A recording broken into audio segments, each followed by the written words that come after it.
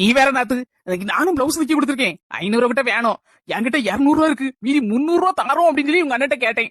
திரும்பி பக்கம் ஓடிட்டு அப்படி சொல்லி ஓட விரட்டி விட்டாரு. என்னத்தையும் உங்க மோவே கடைஞ்சு எடுத்த கஞ்ச பிசினாரியா இருக்காரு. நம்மள தப்பா நினைச்சுக்கிறாரு. அவன் கோணம் நல்ல கடந்தா, ஆனா என்ன கொஞ்சம் கஞ்ச பிசினாரி.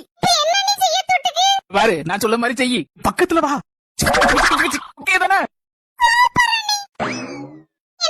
பிளவுஸ் தைக்க கொடுத்துருக்கேன், ஒரு 1000 தேவைப்படுது. அடுத்த வாரம் திருப்பி தந்துருதானே. ஒரு பிளவுஸ் தைக்கிறதுக்கு 1000 ரூபாய் கூட 7000 ரூபாய் கேளு. அண்ணனே கையில 5 பைசா இல்லாம வீட்டுக்குள்ள அடகோழி மாதிரி கிடக்காரு. வந்துட்டா 1000 ரூபாய் கேட்கறதுக்கு வந்துருவாள். என்னடி பேசிட்டு இருக்கா? என் தங்கச்சிக்கு நான் துட்டு கொடுப்பேன், அதனால நீ தள்ளிடப்படாது. அம்மா எனக்கு ஒரு 500 ரூபாய் தர மாட்டேரு, என்னன்னு போவோம். தங்கச்சி இந்தாமா 1000 ரூபாய் இருக்கு, பிளவுஸ் வாங்கிக்கன, துட்ட திருப்பி தரேன்டா வச்சுக்கிடு.